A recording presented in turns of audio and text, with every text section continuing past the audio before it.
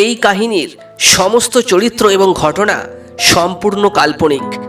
বাস্তবে কোনো জীবিত বা মৃত ব্যক্তি অথবা কোনো ঘটনার সাথে এর মিল থাকলে তা সম্পূর্ণ অনিচ্ছাকৃত ও কাকতালীয়। ব্যবহৃত অপ্রাকৃত এবং অলৌকিক ঘটনাক্রম পরিবেশনার উপক্রম মাত্র। কুসংস্কারে বিশ্বাস করবেন না, কুসংস্কার ছড়াবেন না। তাহলে শুরু করা যাক। সাহিত্যের সেরা সম্ভার নিয়ে হাজির হয়েছে অন্বেষণ গল্পের ঠেক। আজকের গল্পের ঠেকে আপনারা শুনবেন হিমাদ্রি কিশোর দাশগুপ্তের লেখা অন্ধকার যখন নামল। হিমাদ্রি কিশোর দাশগুপ্ত জন্ম 17 মে 1973 সালে। তিনি ছিলেন একজন বিখ্যাত বাঙালি লেখক। হিমাদ্রি কিশোর দাশগুপ্তের জন্ম হয় 24 পরগনা জেলার কাঁচরাপাড়ায়। তিনি ছোটদের জন্য অজস্র সাহিত্য রচনা করেছেন। তার মধ্যে উল্লেখযোগ্য হল রক্ত মাংসের পুতুল, শেষ চিহ্ন, কাশ্মীরি সুন্দরী, জলঙ্গির অন্ধকারে ইত্যাদি। আজকের গল্প পাঠে মিঠুন, গল্পের সূত্রধার মৌসুমী। শুরু হচ্ছে হিমাদ্রি কিশোর দাশগুপ্তের লেখা অন্ধকার যখন নামল।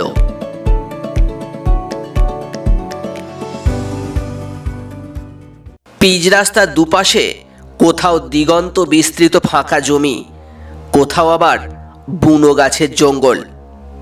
অনেক দূরে দূরে কখনো কখনো গ্রামের প্রান্তদেশের দু একটা বাড়িঘর দেখা যাচ্ছে। শীতের দুপুর হলেও রোদ বেশ কড়া।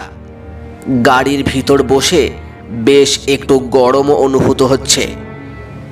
গায়ের থেকে ইতিমধ্যে সোয়েটার, জ্যাকেট এসব খুলে ফেলেছে তারা।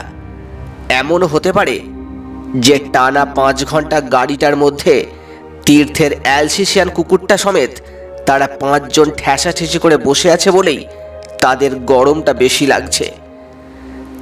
রৌনকদের এই পুরনো গাড়িটাতে আবার এয়ার কন্ডিশনিং ব্যবস্থা নেই। রৌনককেই এতটা পথ গাড়ি চালিয়ে আনতে হচ্ছে। গাড়ি স্টিয়ারিংয়ে হাত রেখে সামনের রাস্তার দিকে তাকিয়ে ড্রাইভ করতে করতে বলল, কি রে সুপর্ণ, তোর সবুজ গ্রাম কোথায় রে?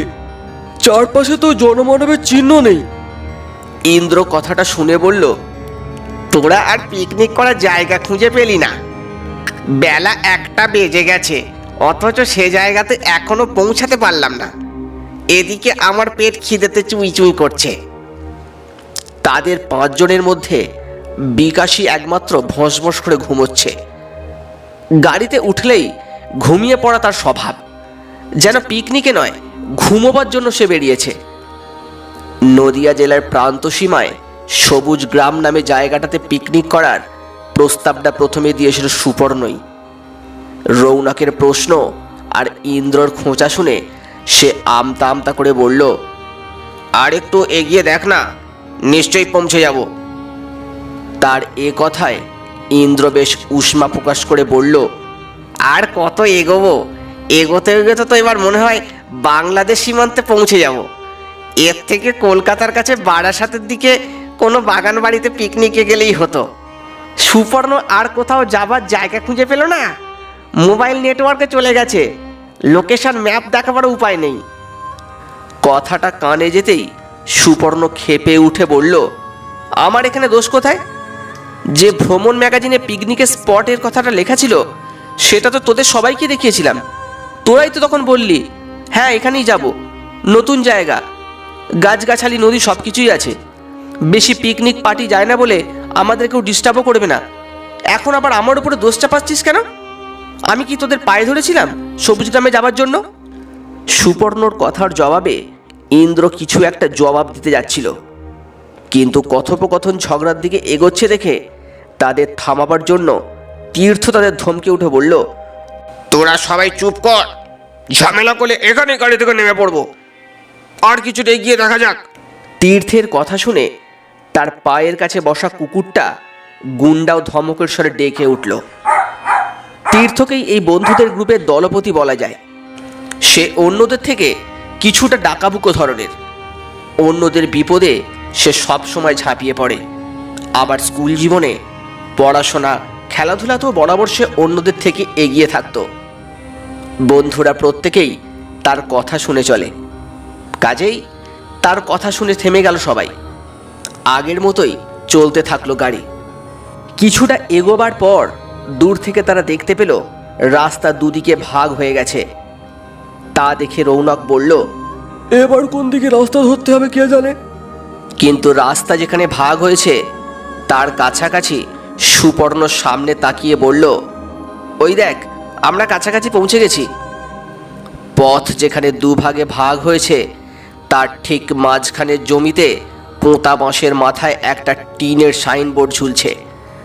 তাতে আঁকাবাঁকা হরফে কালো রং বা আলকাতরা দিয়ে লেখা সবুজ গ্রাম। আর তার ঠিক নিচেই বাঁশের গায়ে পেরেক দিয়ে পোঁতা একটা কাঠের তীর সবুজ গ্রামের পথ নির্দেশ করছে। ডান দিকে রাস্তা ধরতে হবে সবুজ গ্রামে পৌঁছাতে হলে। শুধু সুপর্ণই নয়, সাইনবোর্ডটা দেখে তীর্থসহ সবাই উল্লাসধ্বনি করে উঠল।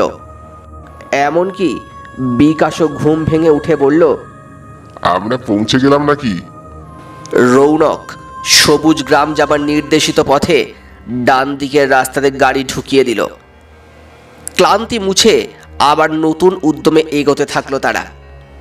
রাস্তার দুপাশের ঝোপঝাড় কিছুক্ষণের মধ্যেই বদলে যেতে লাগলো বড় বড় গাছে। পথের দুপাশে দাঁড়িয়ে থাকা গাছগুলো দুদিক থেকে তাদের ডালপালা প্রসারিত করে যাত্রাপথের মাথার উপর চাঁদোয়া রচনা করেছে। রোদের আলো ঝিলিক দিচ্ছে তাদের ফাঁক দিয়ে।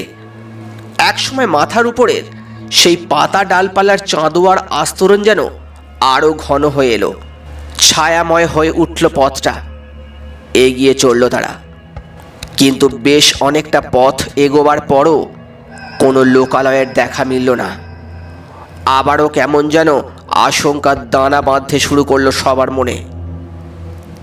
গাড়ি ড্রাইভ করতে করতে রৌনক বলল, এদিকেও তো পথ শেষ হচ্ছে না।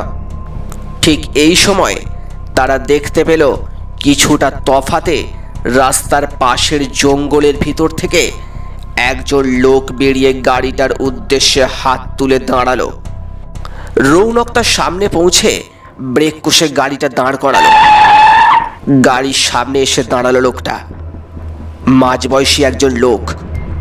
তীর্থ ভালো করে তাকালো লোকটার দিকে। লোকটার একটা চোখ কানা, চোয়ালার মুখের গড়ন কেমন যেন ছুঁচলো ধরনের, নাকের নিচে ঝাঁটার কাঠির মতো কয়েকটা গোঁপ, খালি গা খালি পা, পরনে শুধু একটা খাকি হাফ প্যান্ট। লোকটার রোমশ বুকে হাতে ঝুড়ো মাটি ধুলো লেগে আছে। তাকে দেখলেই মনে হয় স্থানীয় গ্রামীণ মানুষ। তীর্থ লোকটার উদ্দেশ্যে বলল, আমরা পিকনিক করতে যাচ্ছি সবুজ গ্রামে। সে জায়গা আর কত দূর? গাড়ি থামালে কেন? হলদেটে দাঁত বার করে হাসলো লোকটা। তারপর বলল, আপনারা ভুল পথে এসেছেন বাবু। ও জায়গা এখান থেকে 20 মাইল পেছনে। রাস্তা যেখানে দুভাগ হয়েছে সেখান থেকে বাম দিকের পথ। আপনারা ভুল পথে এসেছেন, বুঝতে পেরে গাড়ি থামালাম। কথাটা শুনে তীর্থ বিস্মিতভাবে বলে উঠল, কিন্তু সেখানে কাঠের তীর চিহ্ন দিয়ে যে এ পথটাই দেখানো ছিল।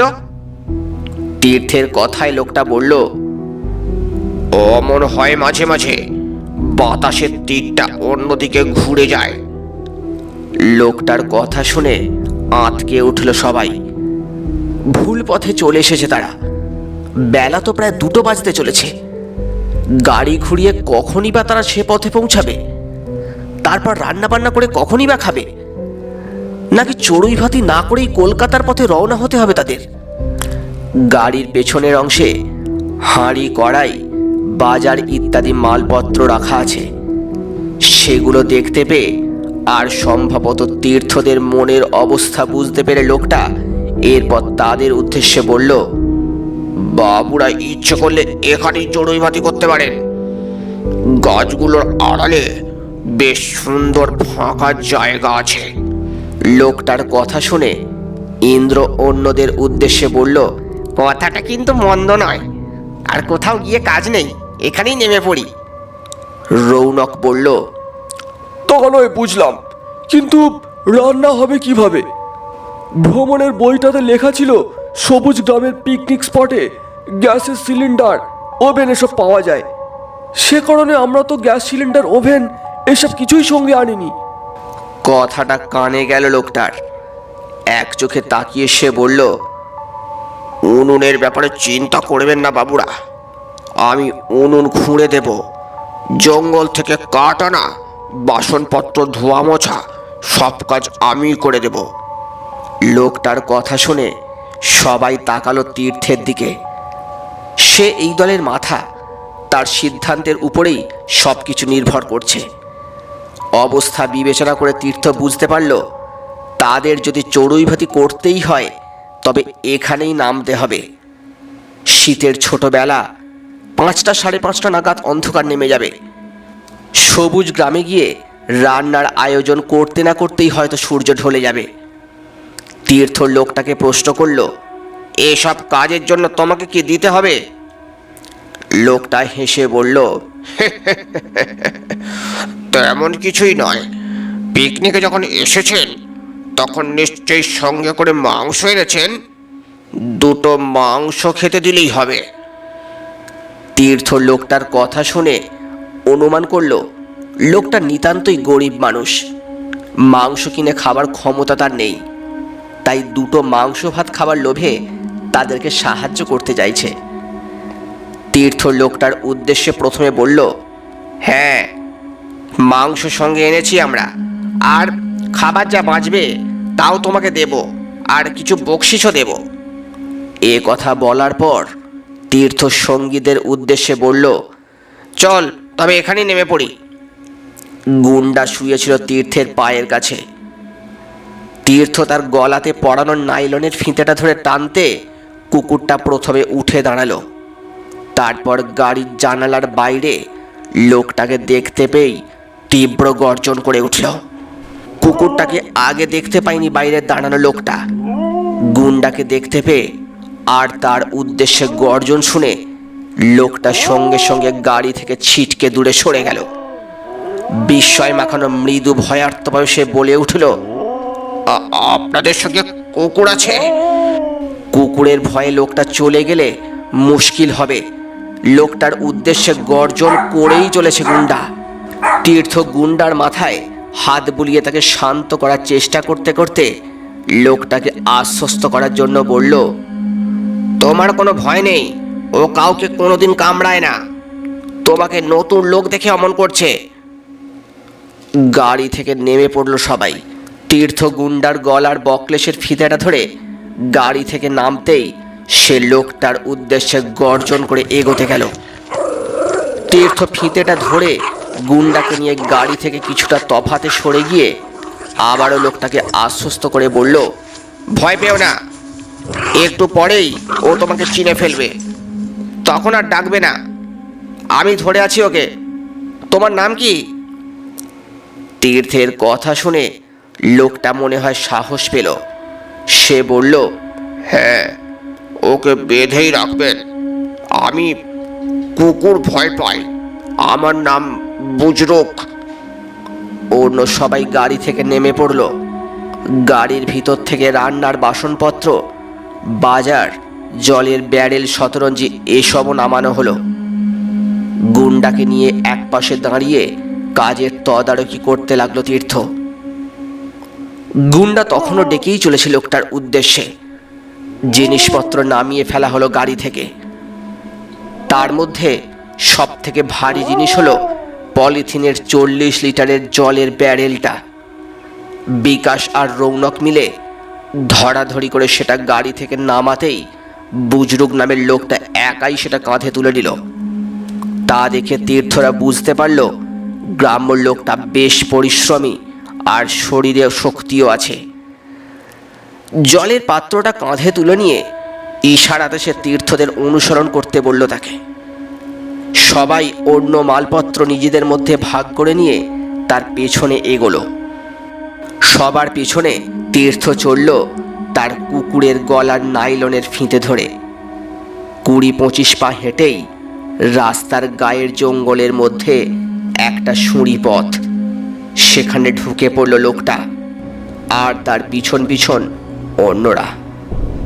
সে পথে কিছুটা এগোতেই তীর্থদের সামনে থেকে গাছের প্রাচীর সরে গেল। উন্মুক্ত হলো একটা ডিম্বাকৃতি ফাঁকা জমি।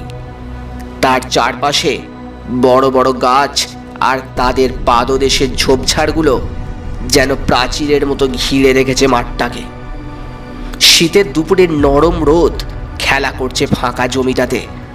তবে মাঠটা চারপাশের গাছের বেষ্টনী থেকে কয়েক পা নিচে। ঢালু পথ বেয়ে জমিটার নেমে পড়ল বুজরুক। অন্যরাও নামতে থাকলো। সবার শেষে নামলো তীর্থ। কিন্তু গুন্ডা জমিটাতে নেমেই মাটিটা একবার শুঁকল, আর তারপরেই মুখ ফিরিয়ে পিছু হাঁটার চেষ্টা করলো। সে যেন আর এগোতে চায় না। তীর্থ আর বকলেশের ফিতে ধরে সামনে টানার চেষ্টা করতে লাগলো। তাই দেখে থমকে দাঁড়িয়ে পড়ল অন্যরা। বুজরুকও পিছন ফিরে তাকালো তীর্থের দিকে। তীর্থের মনে হলো তাকে আর গুন্ডাকে দেখে এবার ভয় নয়, কেমন যেন একটা অদ্ভুত হাসি ফুটল বুজরুকের ঝাঁটার মতো গোফের নিচে ছুঁচলো ঠোঁটে। তীর্থের উদ্দেশ্যে সে বলল, কুকুরটাকে বরং আপনি গাড়িতেই রেখে আসুন। কুকুরটা বাঘের মতো দেখতে হলেও মনে হয় ও ভীতু, অচেনা জায়গাতে আসতে ভয় পাচ্ছে। বুজরুকের কথা শুনে সুপর্ণ ইন্দ্র হেসে ফেলল। বুজরুকের কথায় আর বন্ধুদের হাসি দেখে আঁতে ঘা লাগলো তীর্থের। বন্ধু মহলে তার বিশেষ গর্ববোধ আছে গুন্ডা নামের তার এই বিরাট সারমেয়টিকে নিয়ে। বুজরুক নামের লোকটার উদ্দেশ্যে মৃদু ধমকে উঠে তীর্থ বলল, ওকে কোথায় রাখবো তা নিয়ে ভাবতে হবে না তোমায়, তুমি এগো। ধমক শুনে লোকটা আবার সামনের দিকে হাঁটতে শুরু করলো। অন্যরাও এগোলো, আর তীর্থ তার কুকুরটাকে টেনে হিঁচড়ে নিয়ে চলল মাঠের ভিতর দিকে। তীর্থ খেয়াল করলো মাঠের মধ্যে বেশ কয়েকটা জায়গাতে ছোট বড় উনুনের গর্ত আছে। বুজরুকের পিছন পিছন সবাই গিয়ে উপস্থিত হলো জমিটার বিপরীত দিকের জঙ্গলের গায়ে একটা বড় গাছের সামনে। জলের পাত্রটা সে মাটিতে নামিয়ে রেখে বলল, এখানে আপনাদের কোনো অসুবিধা হবে না, দাঁড়ান আমি আগে কাঠ নিয়ে আসি, তারপর চট করে উনুন বানিয়ে দেব। বুজরুক যে জায়গাতে এনে তাদের দাঁড় করালো তার কাছাকাছিও মাটির মধ্যে বেশ কয়েকটা ছোট বড় গর্ত আছে। দু একটা গর্তের সামনে পোড়া কাঠও আছে। তা দেখে রৌনক লোকটাকে প্রশ্ন করলো, এত উনুনের গর্ত কেন? প্রশ্ন শুনে লোকটা হেসে চারপাশের গর্তগুলোর দিকে তাকিয়ে বলল, আপনাদের মতো ভুল করে অনেকে অনেক সময় এখানে চলে এসে চড়ুই ভাতি করে, তাদেরই উনুনের গর্ত আমি খুঁড়ে দিয়েছি। আপনাদের জন্য নতুন গর্ত খুঁড়ে দেব, নতুন গর্তে ভালো আগুন জ্বলবে। কথাগুলো বলে জমিটার গায়ে বনের মধ্যে ঢুকে পড়ল বুজরুক। গাছটার কাছেই ফাঁকা জমিতে জিনিসপত্র নামিয়ে শতরঞ্জি বিছানো শুরু হয়ে গেল। কোথাও অন্য কোনো লোকজন নেই। জঙ্গল থেকে শুধু পাতা খসার খসখস শব্দ ভেসে আসছে। মাঠের ভিতর বেশ ঠান্ডা বাতাস থাকলেও দুপুরের রোদে একটা মিঠে আমেজ অনুভূত হচ্ছে। সুপর্ণ বলল, জায়গাটা কিন্তু বেশ লাগছে, কেমন নিরিবিলি, বিরক্ত করার কেউ নেই। অন্য পিকনিক স্পটগুলোর মতো লাউড স্পিকারের কান ফাটানো অত্যাচারও নেই। ইন্দ্র বলল, ঠিক তাই, চারপাশের জঙ্গলগুলো দেখে মনে হচ্ছে এবার আমরা সত্যিই বনভোজন করতে এসেছি। তীর্থ তাদের কথা শুনে হাসল। কিছু সময় আগে চলন্ত গাড়িতে এদের দুজনের মধ্যেই ঝগড়া বাঁধার উপক্রম হচ্ছিল। মিনিট 15 মধ্যেই শুকনো কাঠ ডালপালার বিরাট বোঝা নিয়ে বেরিয়ে এলো বুজরুক। যেখানে শতরঞ্জি বেছানো হয়েছে তার কিছুটা তফাতে মাঠের মধ্যে কাঠগুলো নামিয়ে রেখে একটা ছুঁচলো কাঠের টুকরো নিয়ে লোকটা গর্ত করার কাজ শুরু করতে যেতেই গুন্ডা তার উদ্দেশ্যে আবার ভয়ঙ্কর চিৎকার শুরু করলো। তীর্থ তার গলার ফিতে খুলে দিলেই যেন সে লাফিয়ে পড়বে লোকটার উপর। বুজরুক এবার তাকালো গুন্ডার দিকে, তারপরে মাটি খোঁড়ায় মন দিল। প্রথমে ছুঁচলো কাঠের টুকরোর কয়েক ঘা দিয়ে কিছুটা মাটি উঠিয়ে নিল সে। তারপর কাঠটা ফেলে দিয়ে 2 হাত দিয়েই মাটি সরাতে লাগলো সে। তার মাটি খোঁড়ার ভঙ্গি দেখে তীর্থের মনে হলো যেভাবে কুকুর বিড়াল জাতীয় প্রাণীরা মাটি খোঁড়ে ঠিক সেভাবেই যেন 2 হাতে মাটি খুঁড়ে চলেছে লোকটা। বুজরুকের গর্ত খোঁড়া দেখতে দেখতে আরও একটা জিনিস এবার খেয়াল করলো তীর্থ। লোকটার হাতের নখগুলো বেশ বড় বড়, সেজন্যই ওভাবে গর্ত খুঁড়তে পারছে সে। যতক্ষণ বুজরুক গর্ত খুঁড়ল ততক্ষণ ডেকেই চলল গুন্ডা। তারপর সে কেমন যেন অদ্ভুত নিশ্চুপ হয়ে গেল। গর্ত খুঁড়ে কাঠ দিয়ে উনুন সাজিয়ে ফেলল বুজরুক। বিকাশ এরপর উনুনটা ধরিয়ে ফেলল। হাতে বেশি সময় নেই, তাই শুধু মাংস ভাত রান্না হবে বলেই ঠিক হলো। চাল ধুয়ে প্রথমে ডেচকিতে ভাত বসানো হলো। তারপর শতরঞ্জিতে তাস নিয়ে আড্ডা দিতে বসলো সবাই। তীর্থ এগিয়ে গেল শতরঞ্জির দিকে, কিন্তু গুন্ডা কিছুতেই বসতে চাইল না শতরঞ্জিতে। বারবার উঠে দাঁড়িয়ে সে তাকাতে লাগলো চারদিকে। অগত্যা কিছুটা বাধ্য হয়ে তীর্থ তাকে নিয়ে গিয়ে কাছেই একটা সরু গাছের গুঁড়ির সঙ্গে বেঁধে এলো। তারপর অন্যদের পাশে বসলো।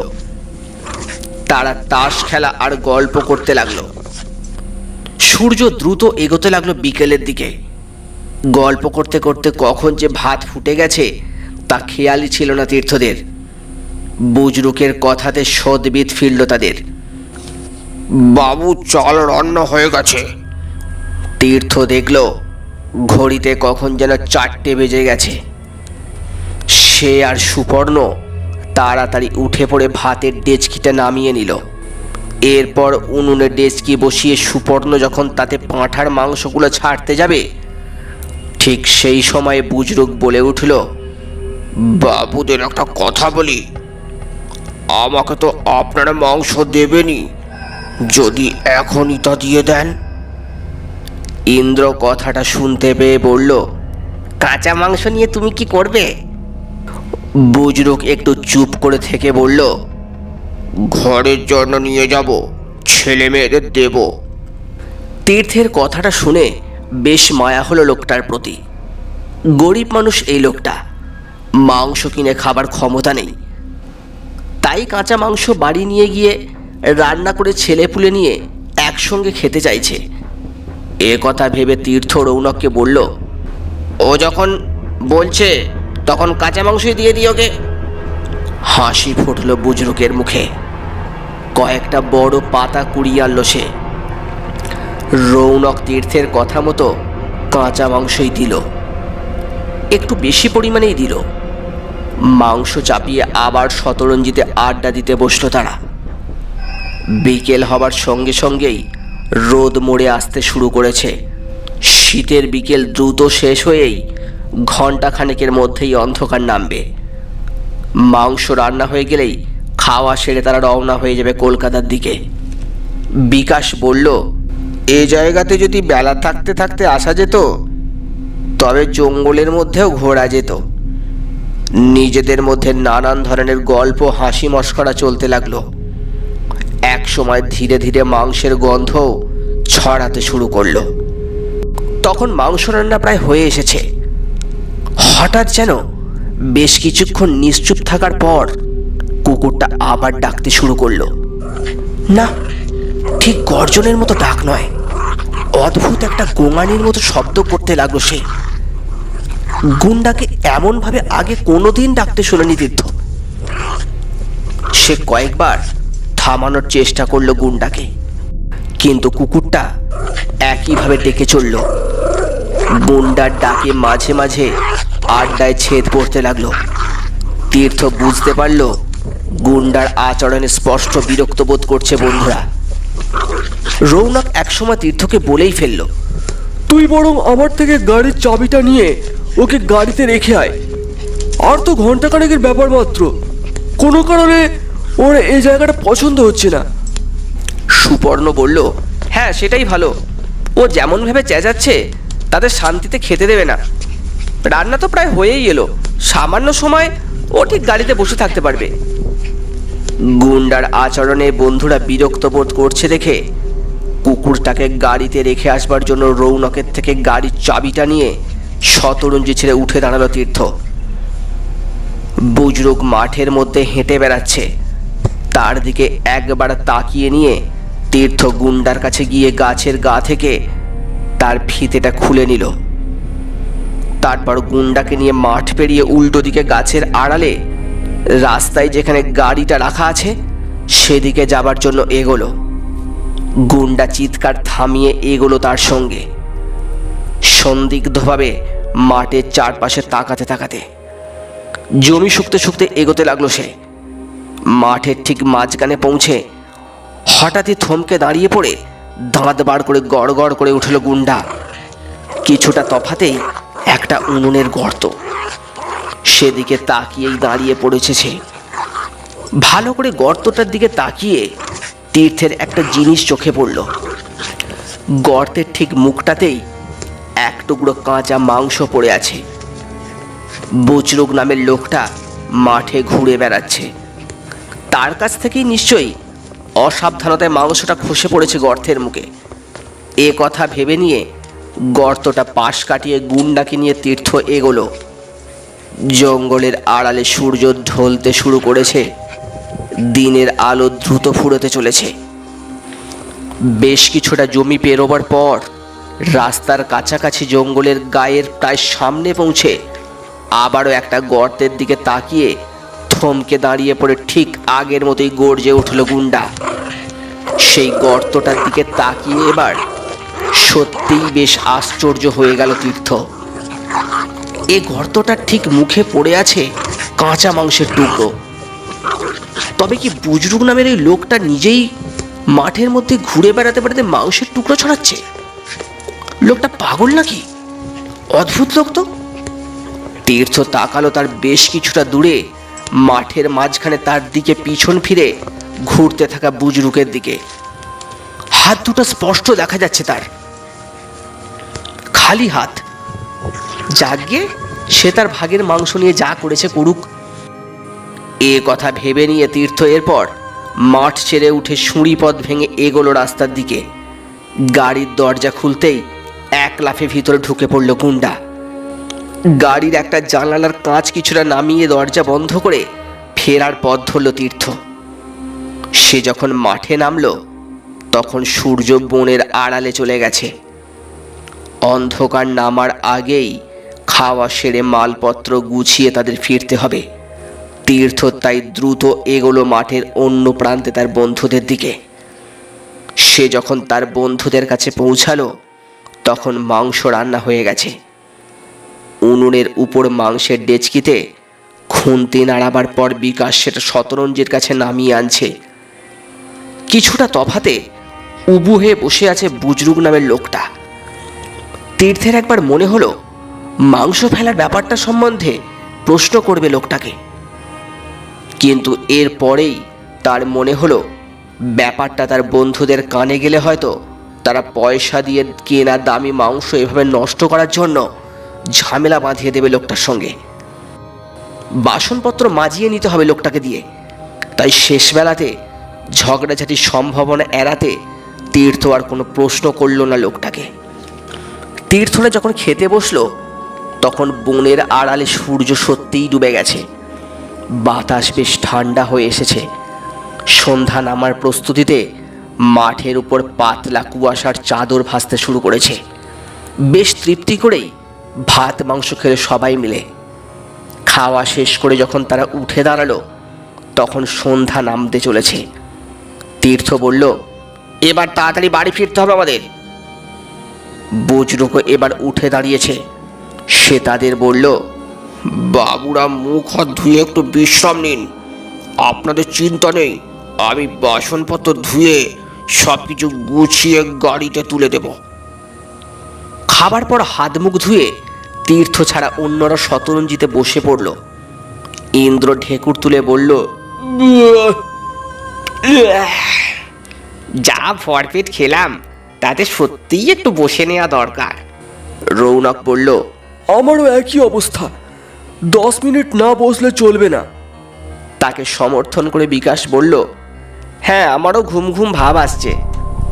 সবাই শরীর এলিয়ে বসলো, তীর্থ ছাড়া।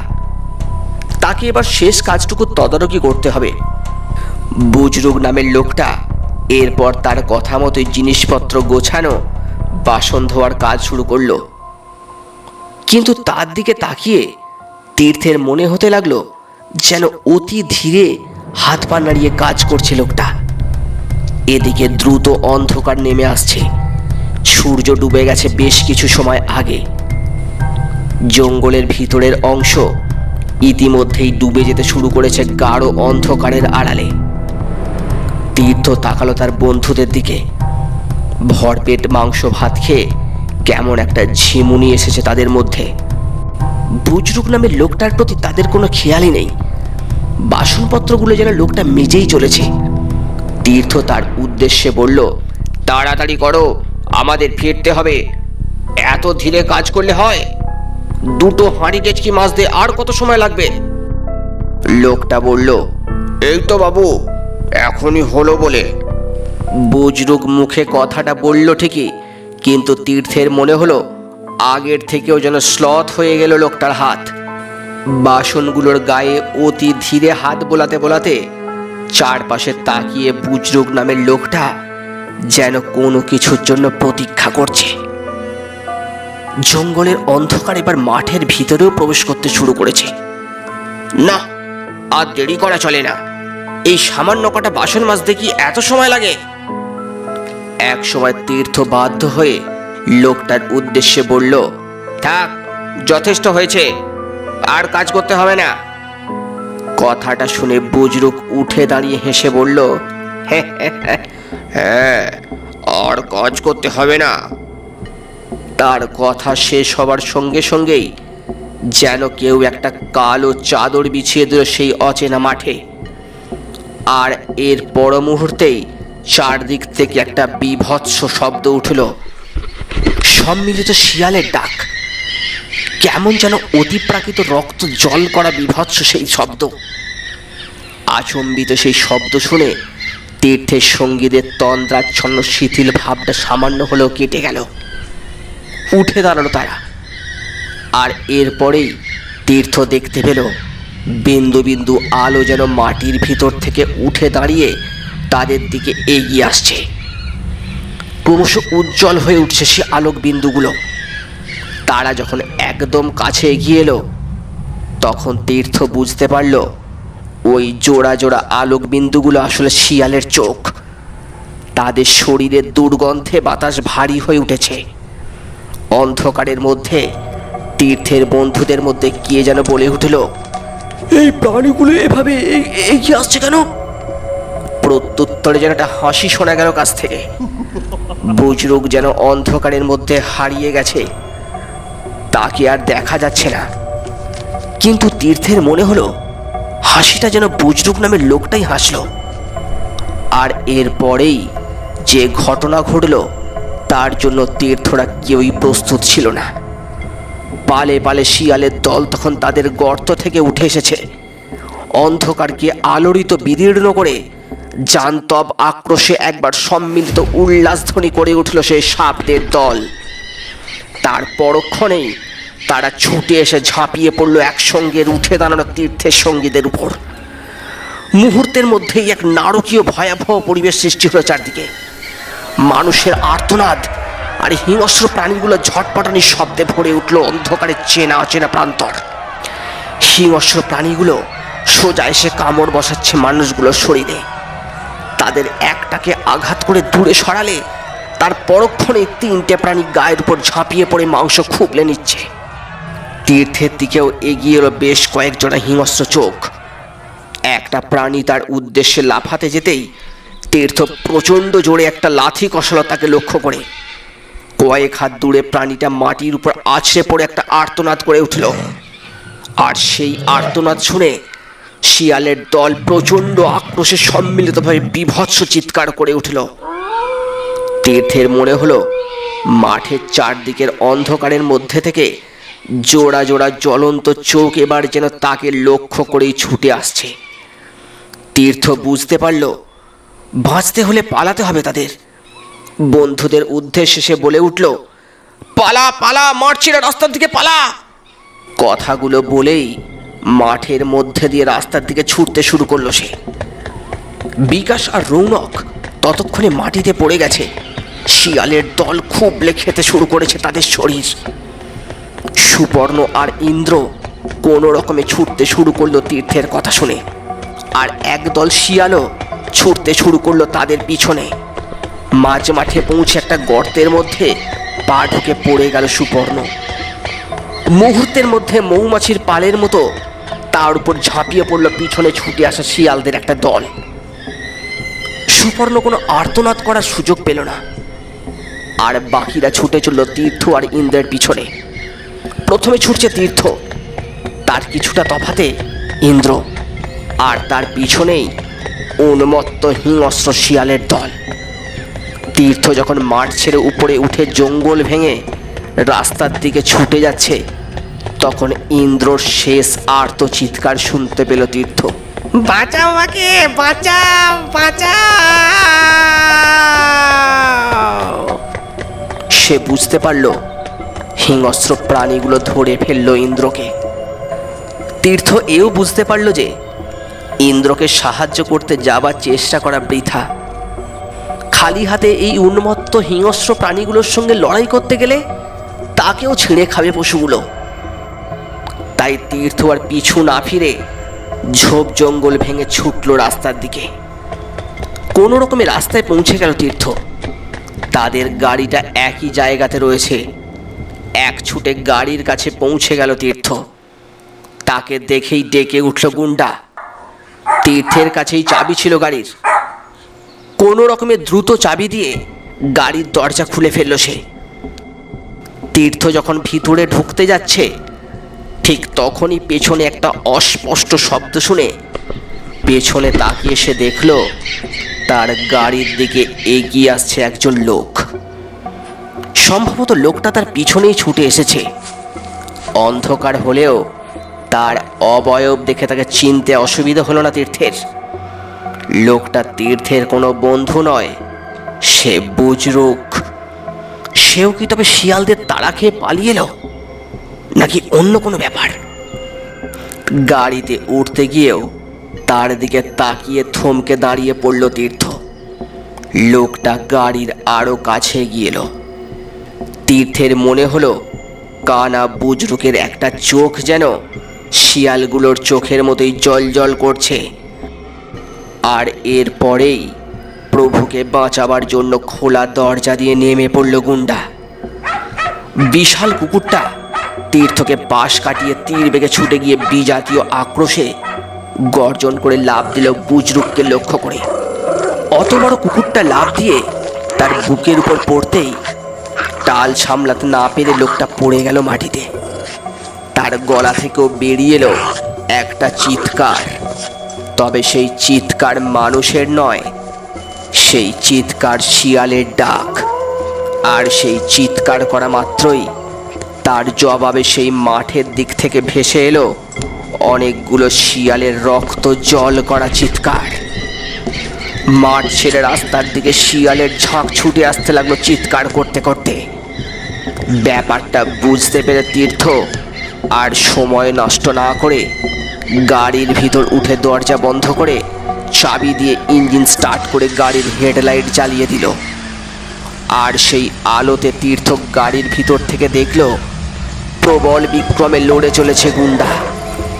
তবে যার সঙ্গে সে মরণপণ লড়াইতে অবতীর্ণ হয়েছে সে কোনো মানুষ নয়, বিরাট বড় একটা শিয়াল। তারা দুজনেই আঁচড়ে কামড়ে পরস্পরকে ছিঁড়ে টুকরো টুকরো করার চেষ্টা করছে। আর এরপরেই সেখানে এসে হাজির হয়ে গেল সেই শিয়ালের দল।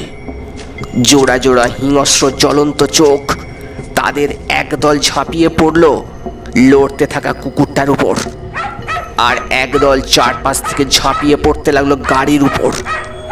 কাঁচ ভেঙে তীর্থকে বাইরে টেনে নামিয়ে ছিঁড়ে ফেলার জন্য।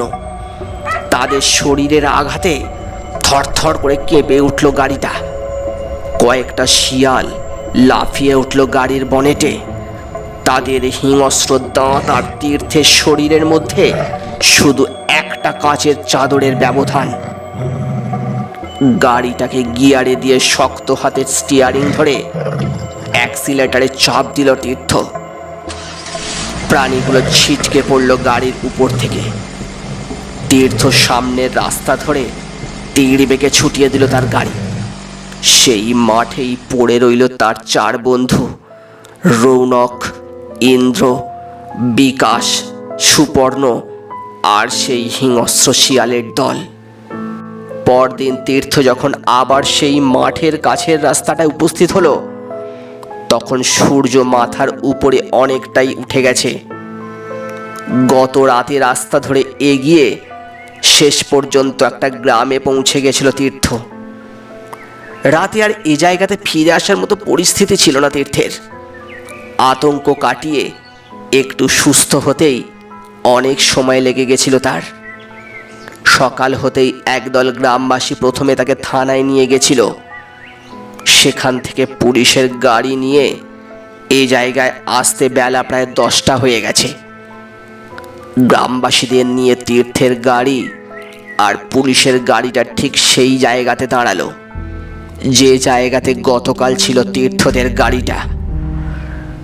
তীর্থ সমেত সবাই গাড়ি থেকে নেমে প্রথমেই দেখতে পেল রাস্তার একপাশে ছিন্ন ভিন্ন হয়ে পড়ে আছে গুন্ডার মৃতদেহ। শিয়ালের দল ছিঁড়ে টুকরো টুকরো করেছে গুন্ডাকে। গ্রামবাসী বা পুলিশের কাছে তীর্থ সব কথা বললেও পাছে তারা তাকে পাগল ভাবে, সেজন্য সেই ভয়ঙ্কর কথাটা বলেনি তীর্থ। সে তাদের বলেনি যে সে তার চোখের সামনে বুজরুক নামে সেই কানা লোকটাকে শিয়ালে পরিণত হতে দেখেছে। তীর্থ শুধু বলেছে সে যখন গাড়িতে উঠে পালাচ্ছিল তখন তার কুকুরটা লড়াই করছিল একটা বিরাট শিয়ালের সঙ্গে। গুন্ডার অন্তিম পরিণতি দেখার পর একজন পুলিশ অফিসার নেতৃত্বে পুলিশ কর্মী আর গ্রামবাসীদের সঙ্গে তীর্থ মন শক্ত করে সেই মাঠের দিকে এগোলো আরো ভয়াবহ কোনো দৃশ্য প্রত্যক্ষ করার জন্য। জঙ্গলের বেড়া ভেঙে তারা মাঠের সামনে এসে দাঁড়ালো। না, কোথাও কোনো অন্ধকার নেই। সেই আর্তনাদ বা শিয়ালের সেই বীভৎস চিৎকার কিছুই নেই। আলো ঝলমল করছে মাঠটাতে। সবাই মিলে মাঠে নেমে পড়ল। কিছুটা তফাতে তফাতে জেগে আছে সেই গর্তগুলো। গতকাল সেই গর্তগুলো ভালো করে খেয়াল করেনি তীর্থরা। ভালো করে গর্তগুলো খেয়াল করলেই তারা দেখতে পেত গর্তের ভিতর থেকে সুড়ঙ্গ চলে গেছে মাটির গভীরে। একটা গর্তের দিকে তাকিয়ে তীর্থ ভয়ার্তভাবে বলল, এই গর্তগুলোর ভিতর থেকেই উঠে এসেছিল প্রাণীগুলো। আমরা এই গর্তগুলোকে উনুনের গর্ত ভেবে ভুল করেছিলাম। একমাত্র আমার কুকুরটা ব্যাপারটা ধরতে পেরেছিল। আমরা তার আচরণে আমল দিইনি। তীর্থের কথা শুনে পুলিশ অফিসার বললেন, গর্তগুলোর মুখগুলো কিন্তু উনুনের গর্তর মতোই, যেন মানুষের হাতেই খোঁড়া। পুলিশ অফিসারের কথা শুনে একজন বৃদ্ধ গ্রামবাসী বলল, গর্তগুলো মানুষের হাতেই খোঁড়া। এই বাবু যে কালা বুজরুকের কথা বলছেন, সেই এই গর্তগুলো খুঁড়েছিল উনুন বানানোর জন্য। শীতকালে অনেক সময় নিরিবিলি জায়গাতে চড়ুইভাতি করার জন্য এখানে আসতো শহরের মানুষরা। সবুজ গ্রামের পিকনিকের জায়গা তখনও তৈরি হয়নি। বুজরুক তাদের জন্য মাঠে উনুনের গর্ত খুঁড়ে দিত। সেই গর্তগুলোর মধ্যেই তৈরি করে বাসা বানিয়েছিল শিয়ালের দল। কিন্তু বুজরুক যে এখনো বেঁচে আছে এই বাবুর মুখে, তার কথা না শুনলে আমরা জানতামই না। মাঠের অপর প্রান্তে যেখানে তীর্থরা শতরঞ্জি বিছিয়ে পিকনিক করেছিল সেদিকে এগোতে এগোতে পুলিশ অফিসার লোকটার কথা শুনে প্রশ্ন করলেন, লোকটা যে বেঁচে আছে তা জানতেন না কেন? চলতে চলতে সে গ্রামবাসী বলল, এই জায়গাটাতে একটা ঘটনা ঘটেছিল বেশ কয়েক বছর আগে। শুধু শীতের সময় এখানে লোকজন পিকনিক করতে আসতো। বুজরুক তাদের জন্য প্রত্যেকবার নতুন উনুনের গর্ত খুঁড়ে দিত, কারণ শীত শেষ হলেই সেই গর্তের মধ্যে বাসা বাঁধত শিয়ালের দল। বুজরুক ব্যাপারটা জানতো। সেবার শহর থেকে একটা বাস ভর্তি করে এখানে পিকনিক করতে এসেছিল একদল উচ্ছৃঙ্খল যুবক। বুজরুক তাদের জন্য উনুনের গর্ত খুঁড়েছিল, কিন্তু কিভাবে যেন সেই ছেলে ছোকরার দল বুঝতে পেরেছিল যে মাঠের অনেক গর্তের মধ্যে শিয়াল থাকে। শিয়াল এমনিতেই ভীতু প্রাণী, দিনের বেলাতে তারা বাইরে বেরোয় না। গর্তে শিয়াল আছে বুঝতে পেরে নিষ্ঠুর মজা করার জন্য সেই অসভ্য লোকগুলো গরম জল ঢালতে থাকলো গর্তগুলোর ভিতর। আতঙ্কিত নিরীহ প্রাণীগুলো পুড়ে যাওয়া অবস্থাতে গর্ত থেকে বাইরে বেরিয়ে ছুটোছুটি করতে লাগলো, আর তা দেখে আমোদ পেতে লাগলো নিষ্ঠুর লোকগুলো। তারপর বনভোজন করে ফিরে গেছিল তারা। এ কথা বলার পর লোকটা বলল, ওই ঘটনার পর থেকে কালা বুজরুককে আর কেউ কোনোদিন দেখেনি। সে সময় একটা খবর উঠেছিল, বুজরুক বারবার নিষেধ করা সত্ত্বেও যখন সেই শয়তান মানুষগুলো জল ঢালা থামালো না, তখন নাকি বুজরুক অসহায় নিরীহ প্রাণীগুলোর উপর লোকগুলোর অত্যাচার আর সহ্য করতে না পেরে একটা লোক শিয়ালের গর্তে গরম জল ঢালতে যেতেই সেই গরম জল লোকটার গায়েই ঢেলে দিয়েছিল। আর তারপরেই নাকি লোকগুলো বুজরুককে পিটিয়ে মেরে মাঠের কোথাও পুঁতে দিয়েছিল তার দেহ। গল্প শুনে পুলিশ অফিসার বললেন, কিন্তু এই ভদ্রলোকের যখন জানাই যাচ্ছে যে বুজরুক বেঁচে আছে, তখন তাকে খুঁজে বার করা দরকার। তার থেকে জানতে হবে কেন এমন ঘটল। তীর্থরা পৌঁছে গেল সেই নির্দিষ্ট জায়গাতে। শতরঞ্জিটা আগের মতোই একই জায়গায় মাটির উপর বিছানো আছে, জিনিসপত্রগুলোও ছড়িয়ে ছিটিয়ে পড়ে আছে। কিছুটা তফাতে বুজরুকের খোঁড়া তীর্থদের উনুনের গর্তটাও আছে, কিন্তু তীর্থের সঙ্গীদের কোনো চিহ্ন নেই। অফিসার বললেন, শিয়ালের দল লোকগুলোকে খেয়ে ফেলেছে নাকি? চারপাশে খুঁড়ে দেখো যদি তাদের কোনো চিহ্ন মেলে, আর দেখো এই বুজরুক কোথাও লুকিয়ে আছে কিনা। তীর্থ আর পুলিশ অফিসার দাঁড়িয়ে রইলেন শতরঞ্জির কাছে, আর অন্য পুলিশকর্মী আর গ্রামবাসীরা তল্লাশি শুরু করলো মাঠে আর তার পাশের জঙ্গলে। বেশ খানিকক্ষণ ধরে খোঁজার পর পুলিশকর্মী আর গ্রামবাসীরা আবার তীর্থদের কাছে ফিরে এলো। না, মাঠ বা জঙ্গল কোথাও তীর্থদের সঙ্গীদের বা বুজরুকের চিহ্ন মেলেনি। অফিসার বললেন, তবে এখানে থেকে আর কোনো লাভ নেই, চলুন থানায় ফিরে যাওয়ার ব্যবস্থা নিয়ে নিতে হবে। অগত্যা ফেরবার জন্য পা বাড়াতে যাচ্ছিল সবাই। ঠিক সেই সময় একটা অস্পষ্ট শব্দ ভেসে এলো শতরঞ্জির কাছ থেকে। শব্দটা শুনে একজন পুলিশকর্মী শতরঞ্জিটার মাটি থেকে উঠিয়ে ফেলতেই এক অদ্ভুত দৃশ্য চোখে পড়ল তীর্থ সহ সকলের। সদ্য খোঁড়া বেশ বড় একটা গর্তে গুটি সুটি মেরে একসঙ্গে শুয়ে আছে 4টে পূর্ণবয়স্ক শিয়াল। তাদেরই নড়াচড়ার শব্দ কানে গেছিল তীর্থদের। সূর্যের আলো গর্তের মধ্যে পড়তেই চোখ বন্ধ করে ফেলল প্রাণীগুলো। তাদের মধ্যে কোনো হিংস্রতা নেই, বরং এতগুলো মানুষের কণ্ঠস্বর শুনে কাঁপতে লাগলো ভীরু প্রাণীগুলো। বেশ অসহায় লাগছে তাদের দেখতে। কিছুক্ষণ তাদের দেখার পর গর্তটার উপর আবার শতরঞ্জি ঢাকা দেওয়া হলো। সে জায়গা ছেড়ে তীর্থদের উনুনের গর্তটার পাশ দিয়ে হেঁটে ফেরার পথ ধরল সবাই। তীর্থরা যদি সেই উনুনের গর্তটা ভালো করে খেয়াল করত, তবে বুঝতে পারত সেই গর্তটাও সুড়ঙ্গের আকার নিয়েছে। তার গভীর অন্ধকারে যেখানে সূর্যের আলো প্রবেশ করছে না, সেখানে শুয়ে তীর্থদের কথাবার্তা শুনছিল একটা কানা শিয়াল। মনে মনে সে বলছিল, শিয়ালের সংখ্যা আরও 4টে বাড়ল। আবারও নিশ্চয়ই পথ ভুল করে মানুষ আসবে এখানে, যেমন তারা আসে। বাড়তে থাকবে শিয়ালের সংখ্যা যেমন বেড়ে চলেছে।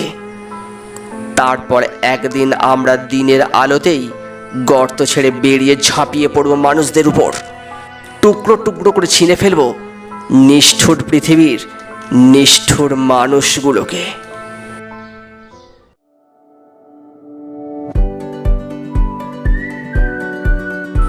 এতক্ষণ আপনারা শুনছিলেন হিমাদ্রি কিশোর দাশগুপ্তের লেখা অন্ধকার যখন নামলো। গল্পটি ভালো লাগলে চ্যানেলটি সকলে সাবস্ক্রাইব করবেন এবং বন্ধুদের মধ্যে শেয়ার করবেন। আর অবশ্যই গল্পটি কেমন লাগলো কমেন্টস করে জানাবেন। সকলে ভালো থাকবেন। ধন্যবাদ।